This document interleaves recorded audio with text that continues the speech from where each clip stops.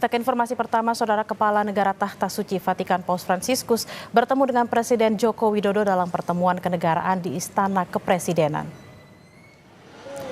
Presiden Joko Widodo menyambut langsung Kepala Negara Tahta Suci Vatikan sekaligus pemimpin tertinggi Gereja Katolik sedunia Paus Fransiskus di Istana Kepresidenan. Presiden dan Paus Fransiskus kemudian berjalan beriringan untuk berdialog di beranda. Saya bertemu dengan Presiden Jokowi, Paus Fransiskus juga akan bertemu dengan masyarakat sipil dan perwakilan diplomatik.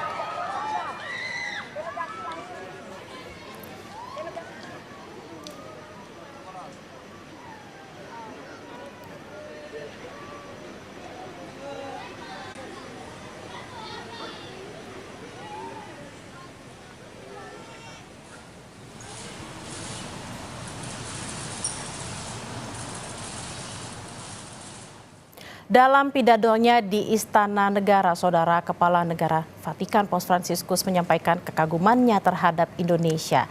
Indonesia dinilai sebagai negara yang bisa menyatukan berbagai perbedaan dengan berpegang teguh pada Pancasila dan Bhinneka Tunggal Ika. Eminentissimi signori cardinali, signori vescovi, illustri rappresentanti delle società religiose, dei gruppi religiosi, di diverse religioni, illustri rappresentanti della società civile, membri del corpo diplomatico.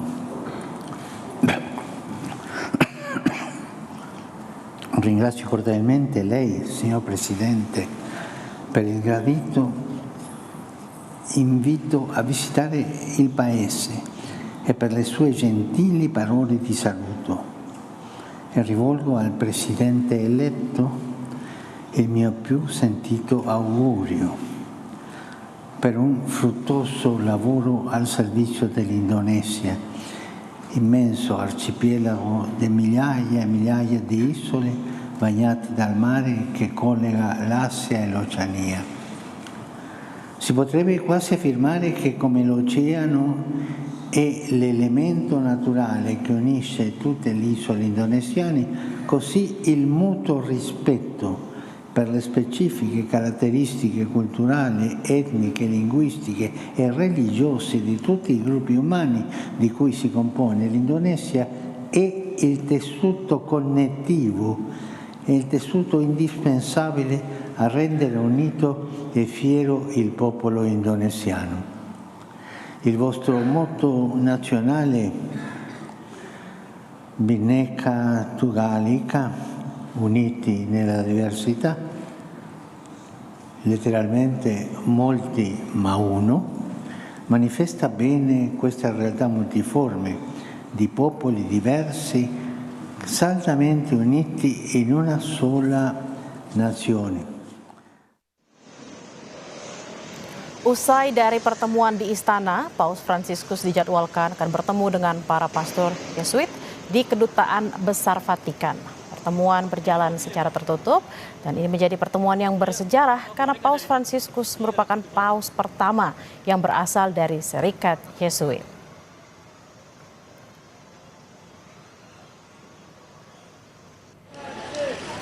Lebih lengkap tentang pertemuan kenegaraan Paus Fransiskus dengan Presiden Joko Widodo dan agenda Paus Fransiskus pada hari ini, kita akan tanyakan langsung pada dua rekan jurnalis Kompas TV, ada Dipo Nurbahagia di Istana Merdeka dan Fedriska Ananda di Kedutaan Besar Vatikan Jakarta. Kita akan ke Dipo terlebih dahulu. Dipo, Paus Fransiskus dan juga Presiden Joko Widodo tadi sudah menyampaikan pidato kenegaraan. Apa poin-poin penting dari pidato kedua pemimpin negara ini? Ya, yang pertama harus digarisbawahi, Bella, ini adalah momentum bersejarah karena untuk pertama kalinya Paus Fransiskus ini datang begitu ya ke Istana Kepresidenan Jakarta dan bertemu secara langsung, tadi juga disambut secara langsung oleh Presiden Republik Indonesia Joko Widodo. Ada sejumlah agenda, sebelum saya menjawab pertanyaan tapi ada sejumlah agenda yang tadi juga sempat dilakukan oleh keduanya. Yang pertama tadi ketika Paus Fransiskus tiba di Istana, disambut secara langsung oleh Presiden, ada sesi foto bersama juga di sana, kemudian juga bahkan tadi Paus Fransiskus ini sempat bersalaman dan juga bertemu secara langsung oleh Presiden terpilih Prabowo Subianto di depan Istana Merdeka Jakarta. Setelah itu ada sejumlah agenda, salah satunya adalah pembicaraan empat mata yang kemudian dilakukan di veranda ataupun bagian belakang dari Istana Merdeka Jakarta. Barulah selanjutnya mereka berdua, tokoh ini, menuju ke Istana Negara untuk menyampaikan pidatonya.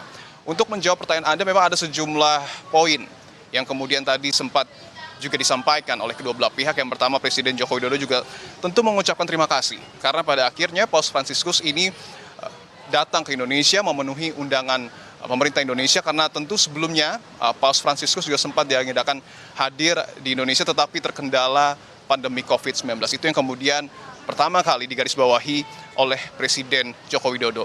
Kemudian juga dibahas soal begitu banyaknya keberagaman dan juga perbedaan di Indonesia. Ada 714 suku, bangsa, etnis di Indonesia, kemudian juga ada 17.000 pulau. Nah, ini yang kemudian digarisbawahi oleh Presiden bahwa perbedaan adalah anugerah, toleransi adalah ufuk persatuan dan perdamaian dari sebuah negara yang tentu dijunjung tinggi oleh Indonesia. Nah, tidak hanya itu, Presiden juga mengapresiasi Vatikan yang kemudian mengambil langkah untuk tetap mendorong perdamaian, khususnya adalah terkait dengan perang yang kemudian terjadi di Palestina. Begitu ada two-state solution juga yang kemudian didorong oleh pemerintah Indonesia dan juga Vatikan. Ini yang kemudian menjadi pembahasan dalam pidato yang kemudian disampaikan oleh Presiden.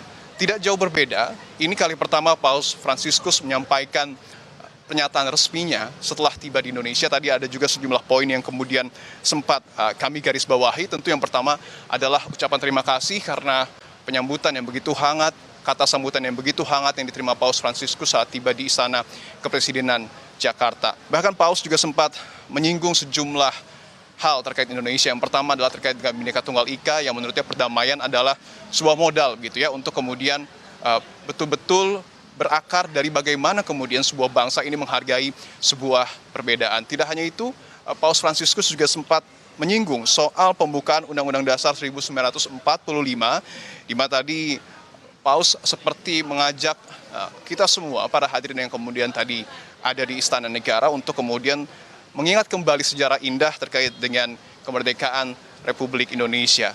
Bahkan pilihan demokratis menuju kemerdekaan yang kemudian disuarakan oleh Indonesia pada tahun 1945 ini juga berbanding lurus dengan apa yang kemudian digaungkan oleh Vatikan pada tahun 1947, menjadi satu dari 10 negara yang kemudian mengakui kemerdekaan Indonesia.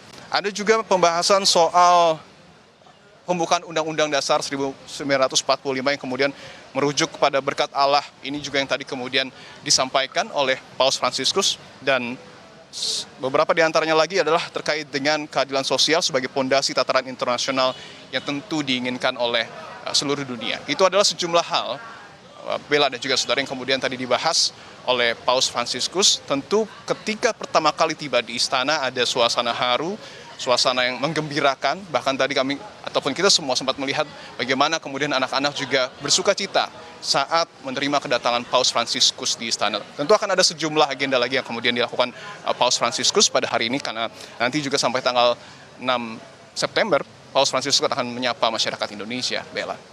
Baik, terima kasih Dipo Nurbahagia. Kita akan menuju ke Fedriska Ananda di Kedutaan Besar Vatikan. Fedriska, setelah dari istana, Paus Fransiskus melakukan pertemuan pribadi dengan para pastor Yesuit di Kedutaan Besar. Apa agenda pertemuan hari ini dan apa agenda Paus untuk sore hari nanti?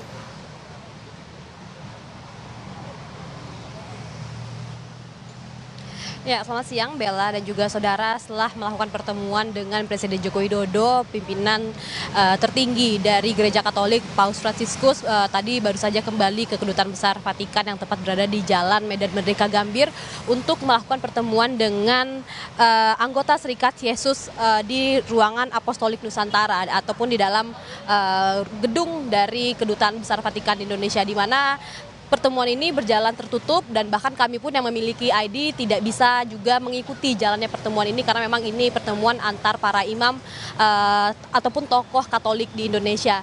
Nah, agenda ini tadi berjalan pada pukul 11.30 dan saat ini masih berlangsung pertemuan di dalam Kedutaan Besar Tahta Suci Vatikan yang ada di Gambir, dan kemudian tadi kami juga kami juga memantau begitu ya dari para tokoh agama Katolik ini juga tadi sudah masuk terlebih dahulu ke gedung kedutaan untuk bersiap bertemu dengan Paus. Apa sebetulnya Serikat Yesus yang saat ini tengah dilakukan pertemuan bersama dengan Paus Fransiskus. Ini adalah merupakan ordo para imam. Ini memang cukup umum begitu ya di antara kalangan para rohaniawan, dan kemudian salah satu tokoh dari Serikat Yesus yang ada di Indonesia ini adalah Romo Magnis, di mana tadi kami juga memantau begitu Romo Magnis juga hadir, di mana Romo Magnis ini merupakan seorang tokoh agama, filsafat, dan juga guru besar begitu ya, seorang guru yang kemudian juga ikut bertemu dengan Paus pada hari ini. Nanti setelah usai pertemuan dengan para anggota Serikat Yesus, ini Paus Fransiskus akan beristirahat terlebih dahulu. Agendanya kami terima ini akan beristirahat sampai pukul 3 ataupun setengah 4 sore sebelum akhirnya Paus Fransiskus akan melakukan pertemuan dengan para tokoh agama, rohaniawan, pastor, dan juga para biarawati begitu di gereja katedral yang tidak jauh letaknya dari Kedutaan Besar Vatikan yang ada di Gambir. Selanjutnya setelah dilakukan pertemuan ini kemudian barangkali Paus juga akan berbicara begitu terkait dengan agenda besar pada esok hari, yakni Misa Agung yang akan dilaksanakan di gedung di Gelora Bung Karno yang akan dilaksanakan pada esok hari. Bella. Sudah ada 2 pertemuan yang dilakukan oleh Paus Fransiskus. Pertama tadi adalah pertemuan dengan Presiden Joko Widodo, lalu diiringi dengan pertemuan dengan para Serikat Yesuit yang sedang berlangsung saat ini, dan nanti akan ada agenda pertemuan Paus Fransiskus dengan tokoh agama serta rohaniawan di Gereja Katedral Jakarta. Terima kasih Fedriska Ananda di Kedutaan Besar Vatikan Jakarta. Sebelumnya ada Dipo Nurbahagia dari Istana Merdeka.